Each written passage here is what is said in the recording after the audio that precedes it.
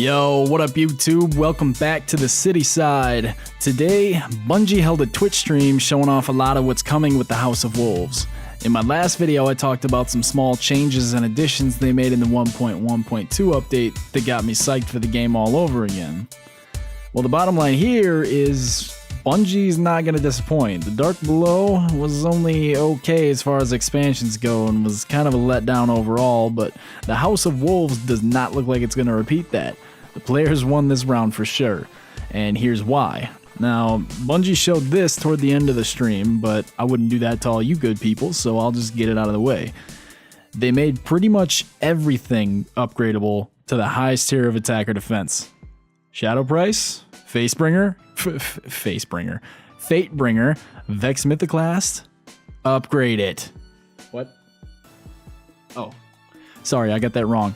Ascend it. You can also ascend armor pieces from what it looks like. So again, I don't know if this is all legendary armor pieces, but it's definitely you can do it with vendor pieces, I think, but definitely raid pieces, stuff from the Prison of Elders, Iron Banner, all of that.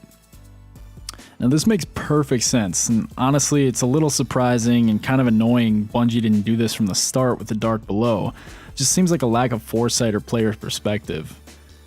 Anyway, even the terminology is interesting, and they've used this terminology in the game already. The Crota's End shotgun has a description saying if you're going to face down a knight with an Ascendant blade, bring an Ascendant gun. Well, there you go. Now you're gonna have a whole bunch of Ascendant guns, so it's perfect. The other major change is that you can now reforge legendary weapons at the gunsmith anytime you want.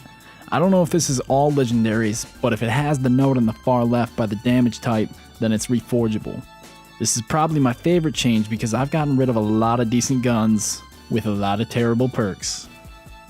So those are the best of the best coming in May, but there were some other changes too. Queen's Wrath is officially back, and it'll be here to stay in the Reef. The bounties and reputation are completely reworked, so this is huge for people looking for a special event that's not PvP, like Iron Banner, which is kind of getting old, honestly. And I wasn't around for Queen's Wrath when it first came out. When the Queen's Wrath was out and before it went away, we thought kind of permanently, I had kind of just started playing and I had no idea what I was doing in the game. And I'm not even sure I ever saw the Queen's Wrath lady. So there's that.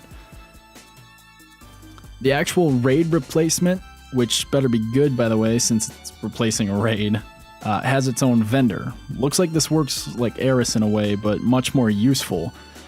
Also, we can see that it takes a weapon core, whatever that is, to buy this auto rifle, but it isn't exactly clear how we'll get those or how rep works overall for this dude. In other news, Trials of Cyrus is finally coming. We've heard a lot about this. It's been rumored for a long time. This is going to be a PvP special event held every weekend, but I'll leave this for later since Bungie's got another stream lined up next week for this.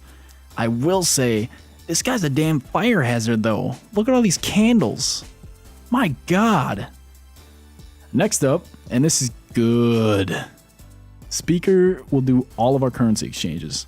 Glimmer, Ascendance, Radiance, and Motes. And cheap too, unlike frickin' Cyrus charging an arm and a dick. It's 1 for 1. Along with only 50 Glimmer from what I see.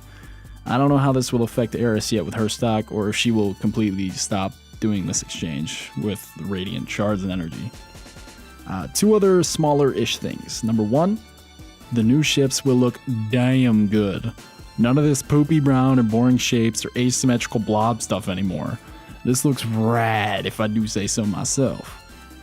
And number two, the usual stuff from the tower seems like it'll also be in the Reef, like the bounty tracker and the vaults. So we won't have to constantly move back and forth, although some things are exclusive. Well, that's most of what was shown in the stream, and at least the biggest and best, but if you want to watch all of it, I've got a link set up here to CB9611's upload of the entire stream. So check that out if you want to see more of the minute details of the House of Wolves coming up on May 19th. I don't know about you, but my next few months are decided for me. And when House of Wolves is released, I'll see you right here on YouTube. Here's what I want to hear from you in the meantime. What's the first thing you're upgrading after the expansion comes out? Leave it in the comments below, and I'll see you next time on the city side. Peace!